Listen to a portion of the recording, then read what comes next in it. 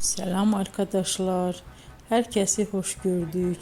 Bugün yine yepyeni bir videoyla karşınızdayım. Hayranlıkla izlediğimiz Can Yaman ve Demet Özdemir çiftinden çok güzel fotolar hazırladım. Onlar Erkenci Kuş dizisinde Can ve Sənem karakterlerine hayat vermiştiler ve herkesin beğenisini kazanmıştılar. Biz de sizler için onların özel fotolarını hazırladık.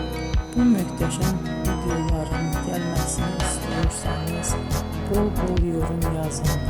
Kanala abone olun. Sona kadar izleyin. İzleyen herkese teşekkür ederim.